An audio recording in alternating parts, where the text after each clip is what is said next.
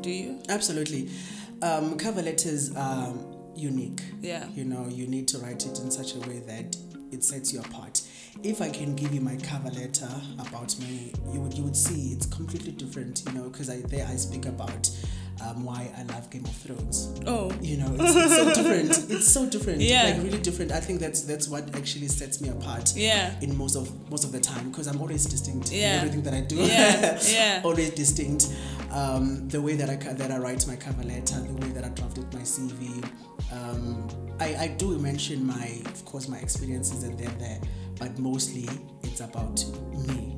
Why I love Game of Thrones, why I love sushi, why I want to play golf, you know, why I want to learn tennis. You know? Then it basically means that this person I will not forget. Yeah, you giving them a glimpse of who you are. Absolutely. Yeah. You know.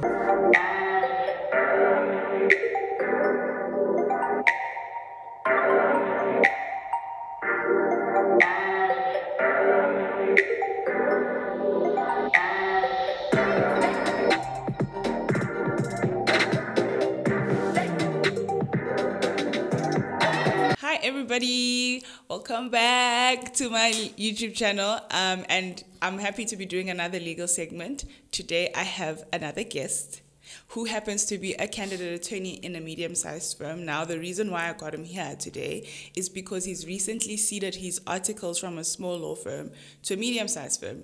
And a lot of people always ask, if I start in a particular law firm or if I start in a particular area of law, is it possible for me to branch out into a different area or move to a bigger firm?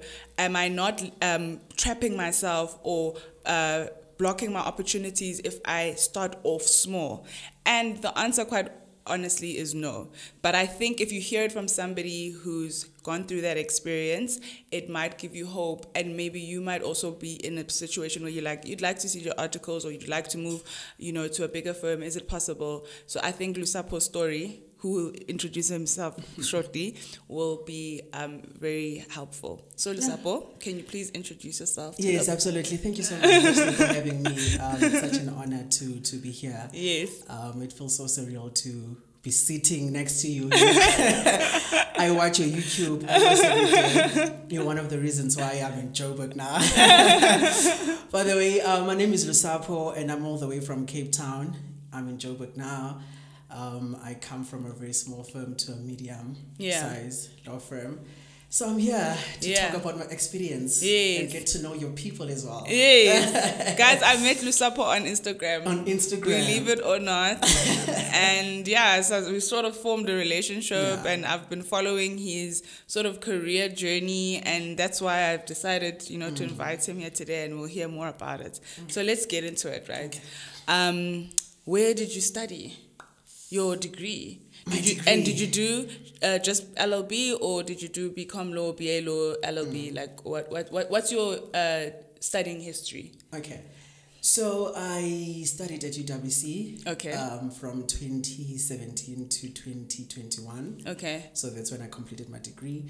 LLB. LLB. Yes, I did my LLB at UWC.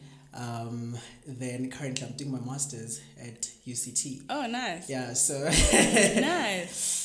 Yeah. And you're doing your master's in IP? Yes, I'm doing my master's in IP. In intellectual property. Intellectual property. Okay. Yeah. And then how did you find LLB in general, like the studying at UWC? Was it good? Yeah, it was challenging. It was a bit challenging.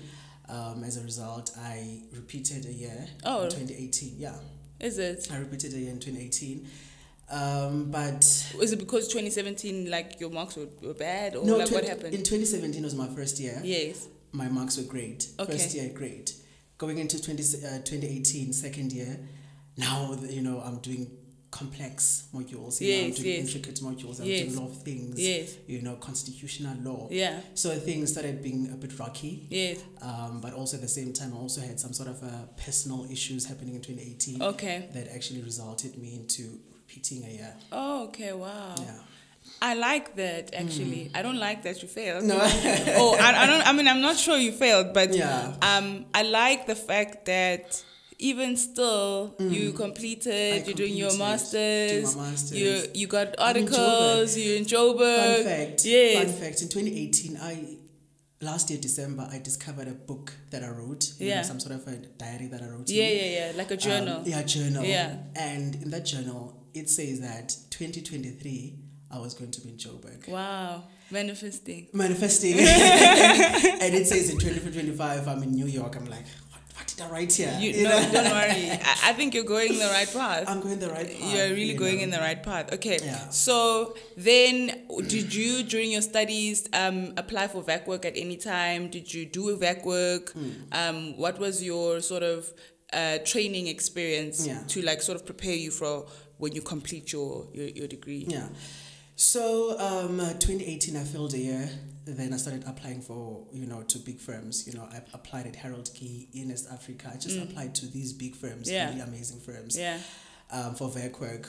Because we were told, it's imperative for you to do your VAC work in order, to be equipped when you do the real work. Yeah. So applied, did not get anything. Is it? Nothing up until I finished your degree. My degree. Okay. Finished my degree, did not apply anything. The only time I got a VAC work was in 2020, last year actually. Okay. Got a VAC work. Last year? Yeah, last year. At the firm. Yes. I started as a VAC work student. Then after the VAC work, I got retained as a CA. Oh, wow. Yeah, so that was the only time I actually did a VAC work. And that time you had already finished your degree? I finished my degree, no VAC work, anything. When did you do the VAC work? Which month? It was from Jan up until Feb. Okay, so it was just after you finished your degree. Just after I finished. Okay, I do recall you sending me, I don't know if you sent me a cover letter or a CV to look at. I can't remember. And I remember I was very excited when you said, you just need a reference letter. Yes. And then you were very excited when they actually offered you something, which is amazing. Excited. It was amazing. Okay. So that was the only time I did VAC work, but I did not do, VAC work while I was studying. Okay. Doing my undergrad. Okay. And then now my question is, at the firm that you did your articles, where you started your articles, right? You've mentioned that it's a small firm. Very small.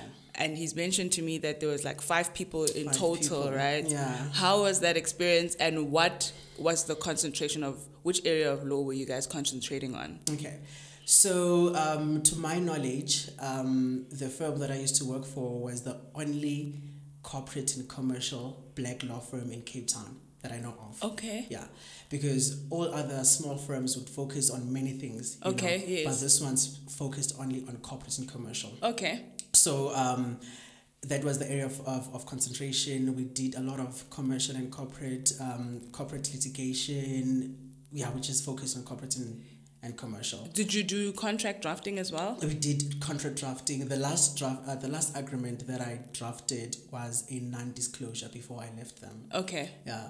So we did a lot of drafting, letters, everything. We did liquidation. Okay. We've been in court. We also did public procurement. What do you call this? The tenders. Okay. Yeah, we did all of those. Okay, that's amazing. Things. And you mentioned also that you felt it was hard. You didn't feel like a CA. Yeah, no, I didn't. Tell the people what you mean. So I didn't feel as a CA because I was working in a very small firm. We had to do a lot. Yeah. We had to do a lot. I felt like a senior associate. Yeah. Because I was doing things from pro forma, invoices, consultation with clients. I remember I even had my own consultation with a client. Yes. And there was no one at office. So I had to take the notes, record, and take all the information to the upper echelons. It was really hard. Yeah. But also at the same time, I think it prepared me. It prepared me, for the position that I'm currently in. It was hard, but it was amazing also. Do you think small law firms train CLPs well? Absolutely. Okay. I would, based on my experience that I have with a small firm, and also based on the experiences of other people from big firms, my colleagues, my other CAs that I know of from big firms, I would say that I was prepared well. Okay. I was prepared well. Now this one is a little bit sensitive. No problem. But I know like people complain about pay, like in small firms. Is it true that like it's like crap? Like is it like crap like, oh my god, this is not even minimum wage? Yeah. Or is it like it's not a lot, but it's little. You know, It's like little. I don't know if I can live, or is it like it's okay, but I could do better. Like, what is it? In your, I know different small firms pay CLPs differently, but in your experience, what would you say about the remuneration as opposed compared to the work? Because you know the problem is people feel like they do so much work, but they're not getting remunerated for the work that they put in. I think with that, I think you first need to know what you want. Okay. I think for me, I went into that firm with the intentions of just learning. Yeah, and getting the experience. Yeah, and getting the experience. For me, you know, money or remuneration did not really matter. Yeah. But based on what we got paid, it was okay for me. I was able to sustain myself. I was able to even rent a place. Okay. You know, for myself. So it was fine. Okay. It was just okay. So not all small law firms pay badly. Yeah, absolutely. I think with the law firms, I think the idea is to do the work so that you can get paid. You know, if you don't do the work, how are you going to get paid? Yeah. You know, so it was not bad. Yeah, but I like what you said. I think you're saying that you must go in there knowing what it is that you want. And also, I always say you can't put a price to experience. Absolutely. Right? You'd rather go in there and get the experience. Of course, you should be remunerated for the work that you do, but I think you do gain, you know, something valuable just being there and having that experience. Absolutely. So then, what made you decide, you know, that, okay, maybe I don't want to be here. Maybe I want to go somewhere else. Maybe I want to cede my articles. Like, that question, you know, I don't know how to answer it. Because there are so many layers. Okay. You know, in that question. But the most important layer was for me to go into IP. Okay. You know, and experience IP in practice. Okay. I already experienced corporate and commercial. Yeah. So I was like, man, I don't want to be here. I don't want to do corporate and commercial for the longest of time. Yeah. Let me just move and do something that I have passion for. Yeah. I mean, like, I'm doing my master's, you know, in IP, in intellectual property. So let me go into an IP firm. Yeah. And experience, you know, how IP is in, you know, before I make a decision about law. Because at that time, I already had my experiences at the firm. Yes. So I was like, you know what, because of this experience, I just want to leave law. Yeah. You know, but at the same time, like, you know what, before I leave law, let me just go and experience IP, something that I like and love. Yeah. Then I can make a decision. Okay. Okay, wow, that's interesting. So tell me, how did you find the firms that you thought would best train you in intellectual property? Like, how did you go searching for an IP law firm? Like, did you know of IP law firms? Did you see, like, how did you discover IP law firms? So at that time, even when I was doing my undergrad, the only IP firm that I knew was Adams & Adams. Yeah. At that time. So as the year progresses and as the time progresses, then I learned, there's a Spoon Fisher. Oh, yeah. There's a Font Seidels. Yeah. There's a Smith and something. There's a Kish IP, there's this and this. So I knew about these firms. Yeah. And to be honest with you, I applied to all of them. Really? I applied to all of them. Okay. But the only one that took me was this one that I'm currently in. Yeah. Okay, perfect. And then, how was your interview like? Like, what questions did they ask you? Because obviously they knew you were serving your article somewhere else, you know, but they knew also you're studying your master's. Yeah. Like what was the interview process like? So let me tell you about my experience with the interview, getting the interview. So we were at a meeting at a hotel with a client. Yeah. So we're going back with me and the other CA, we're in Uber, going back to office. Yeah. So what happens is that I get a call from an 012 number or 01011 number. And I'm like, hey, bro, can you just answer this call because I don't have time for these debt collectors, you know? And it's like, no, just answer it and just tell them that you don't want to be associated with them or anything. Then I answered, only to find out it was the firm, you know, telling me I should come to an interview. At that particular moment when I received that call, I panicked. I said, driver, stop. Really? You know, he literally stopped at the gate. I'm shaking now. I'm like, should I come to Joburg? Should I do this? You know, I don't know what's happening. I'm excited, but I'm also nervous at the same time. Yeah. And she told me, now you don't have to come to Joburg. It's going to be online. Oh. So I went to the office, went to the boardroom, prayed. First things first, prayed. Then called my mom. Mom, hey, I got this interview at this firm that I've always wanted to go to in Joburg. And my mom was excited. Let's pray on the phone with my mom. Going to the bathroom, I'm crying. You know, I can't even focus now. I'm just going to say, you know. Went home, still prayed. Yeah, I prayed. Really? That was my praying season. In October, it was my praying season. Went to an interview online. Oh, before I went to an interview, I called my director. I'm like, director, on a Friday. I told him on a Wednesday that on Friday I'm going to be meeting with my supervisor for my research paper. I'm lying. I don't want to tell them I'm going to an interview. So I'm like, dude, I'm going to, you know, meeting with my supervisor at UCT for my thingy. I'll be late at office because, you know, I'm meeting with him at 9 o'clock. I need to find out the interview is at 9 o'clock. Yeah. He agreed. It's like, no problem, Lusapho, you know, you can come anytime, you know. Went to an interview on Friday. It was on a Friday. Went to the interview at 9 o'clock. It was chilled. Yeah. It was really chilled. It was 5 people. Yeah. And it was amazing. Yeah. It was amazing. No hard questions. Yeah. It was all about tell us about yourself. Yeah. Why do you want to seed? Why IP? You're doing IP in masters. Why? And everything. You know? It was nothing hectic. They just wanted to establish your interest. My interest in IP. Yeah. Yes. So, and I also understood that they were looking for a second SCA at that time. And I was even told that my application was the only application for session. I was the only person that applied for session. Wow. So it was distinct like that. Yeah, that's very distinct. Yeah, very distinct. Yeah. So it was distinct like that. So there was no any other way. Yeah. Just tell me, how did they have a vacancy that was like posted on like social media? No, nothing. You just sent an email? No, they do not post. Listen, let me tell you something. The importance of LinkedIn. Yeah. The importance of LinkedIn. Thank you. LinkedIn landed both of my jobs. Really? At Cape Town and here in Joburg. Yeah. So what happened is that with this one currently here in Joburg, I saw this other guy promoted to be senior associate last year. Okay. Beginning of the year. Yeah.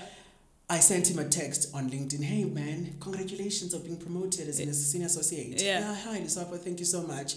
How are you? I'm doing good. How are you? That's where I saw that the conversation was going. Okay. So I was like, you know what? Let me just take this opportunity and just, you know, run with it. I was like, hey man, I'm doing my master's in IP. I want to seed. I'm in a corporate and commercial law firm.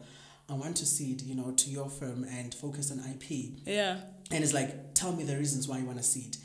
I wrote a long paragraph. It was too long. It was really long paragraphs telling him the reasons why I want to seed my articles from that firm to here. Yeah. So he said to me, send me your CV, your cover letter, and then I'll forward it to the relevant people. Oh wow. He did. So a week later, got a message from the HR telling me that, hey, we received your application. Thank you so much. We'll be in touch with this and this and this and this and that and that. Then I waited from May up until October. Wow. That's the only time I got a call. Wow. In October. Wow. Yeah, I waited. Jeez, right? I even forgot about them. Wow. At that time, I'm fighting with other firms. You know, the ones, hey, please take me. So it was a roller coaster last year. I was even called to this other firm in Cape Town as well. Okay. But it's a corporate medium-sized firm in Cape Town. Yeah. Called me, but with that one, it was also a bit different. So what happened is that I wanted to commission. I was in High Court in Cape Town. So I wanted to commission documents. Then I saw this firm. I was like, let me just go to this firm because it's literally, you know, opposite the court. Yeah. Went to this firm. Then I met with this guy. He's a rugby player. Then while he was busy commissioning, we was just talking, having a conversation. Then I told him that I want to use that firm that I'm currently in. I want to, you know, I'm planning to seed my articles. So like, really? He's like, yeah, of course, bring your stuff. You know, you know, he's an associate there. Okay. I was like, okay, I'm going to bring my stuff. Then I brought my documents to him. We connected on LinkedIn as well. We started having a conversation there. Then brought all my documents to him. Took all my documents. I also received a call from their HR telling me that, you know, I need to send these other documents, you know, they're looking for blah, blah, blah, blah, blah. Then it was, that was the end of it. Never heard from them anymore. Okay. Yeah. Okay. My takeaways from this is that you must update your LinkedIn profile. All the time. Right? Yeah. You must connect with people on LinkedIn.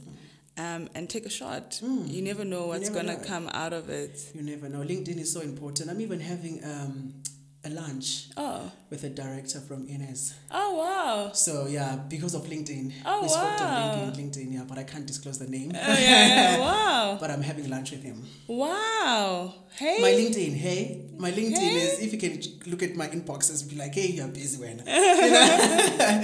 That's really cool, LinkedIn guys. Is so important. No, that's really cool. I think this is very helpful to people out there who are a bit stuck and not really sure how to go about applying for jobs or, getting themselves out there. Yeah. This is very important. So what does ceding your articles mean? That because you served your articles for 1 year, right? Yeah. So what does it mean? You're going to do it for, you're going to do just 1 year and then be promoted to associate next year, or do you have to start from scratch? So the idea of ceding basically means that you move from one place to another to go and continue what you are doing already. Yeah. So if you are starting from scratch, it's no longer ceding. Yes. Because you're starting from scratch. Yes. So with me, it's pure ceding. So I moved from that firm to this firm here in Joburg.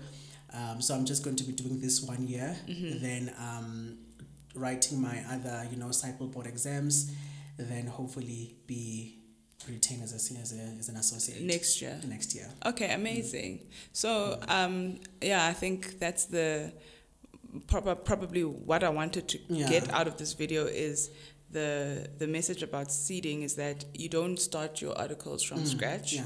You continue from the point that you seed, so that you reach your 2 years, and then you can file your admission applications and stuff. Absolutely. So, how's your experience now in this new medium-sized firm, which is not small? What are the distinct differences? There's a lot of people in the firm. That's the first one. And secondly, I have my own office, which is amazing. Yeah. My own office. I'm not sharing spaces anymore. Yeah. So I get to lock my office and cry in peace. Oh, yeah.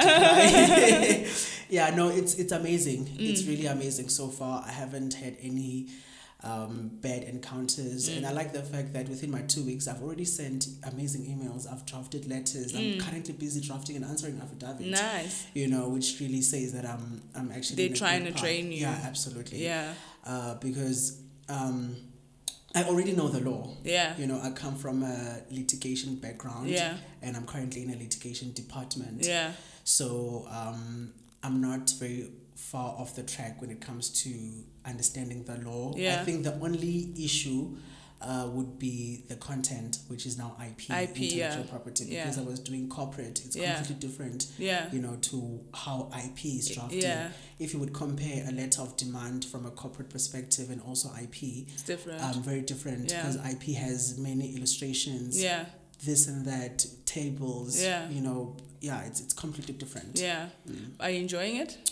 I am actually. Yeah. I am. I like the fact that I can incorporate what I'm doing in my master's into your practicality. Yes, that's what I was going to ask you. If you feel that your master's assisted you in what you're doing right now. Absolutely. People always ask me, is it necessary to study a master's? Yeah. And I'm like, guys, go study. Yeah, I think it also, for me, I would say it also depends with what you want to achieve. Yeah. In your career as a lawyer. Yeah. For me, I wanted to focus in IP. The mere fact that I'm doing my master's, I'm already specializing, in something. So going into an IP firm means that I'm specializing even more. Yeah. So yeah, I'm hopefully to do my doctorate one day. Wow. In IP. In IP, yes. Yeah. I really want. I love IP. Yeah. I really have passion for IP. I think it's amazing. Yeah. I would study IP up until. Okay. Final questions, right? I'll say my one question for you is, without putting your experience in it, do you prefer small or medium-sized firms? Don't link it to your experience. Oh, interesting one. I prefer a small firm. Really? I do. Why? Because of the freedom that it comes with it. Yeah. Freedom of doing so many things. Yeah. I'm not saying that in big firms we are not. Yeah. But with big firms, there's a strict hierarchy. Yeah. There's a strict rules that you need to follow, this and that and that. whereas in small firms, you can introduce something. You know, I remember last year, I introduced a lot of canvas. I was doing posters, you know, for the firm. I would introduce certain way of writing, you know, and would sit down as a team and discuss it. Yeah. So I had those liberties. Yeah. Of just introducing things, you know, certain way of writing, putting this, because with small firms, they are constantly pushing to grow. Yeah. So whatever idea you bring, we try it out. They'll try it out. Yeah. So they want to hear what you have to say. You have to say, as opposed to a big firm whereby, no, you can't follow the precedent. Yeah. Or no, you can't do this. Yeah. You know? Yeah. I 100% agree with you. And then on the more like admin stuff, right? When it comes to CVs, cover letters, do you think those like a cover letter is important in order to get yourself recognized by a potential employer? Do you? Absolutely. Cover letters are unique. Yeah. You know, you need to write it in such a way that it sets you apart.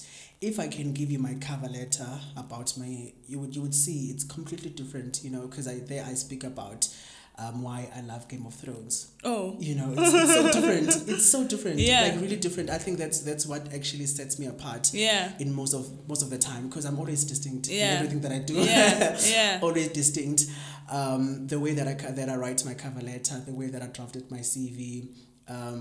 I do mention my experiences and then there, but mostly it's about me, why I love Game of Thrones, why I love sushi, why I want to play golf, you know, why I want to learn tennis. You know. Then it basically means that this person I will not forget. Yeah, you giving them a glimpse of who you are. Absolutely. Yeah. You know, as opposed to, I mean, like they can get all the experience from the CV. Yes, they can see the norms. No, this person has done this and this and this. Exactly. And that. So with a cover letter, that's where I just go berserk. You know, I just lose my morals and just say whatever I want to say to myself. I just lose myself in cover letters. Yeah, they're very important. I keep bringing up cover letters, and people will note this if they watch my YouTube videos, because I think people don't take them seriously, and I think that a lot of recruiters and a lot of potential employers, HR, they really, really look out for cover letters because they want to understand the person before they even look at the CV or whatever.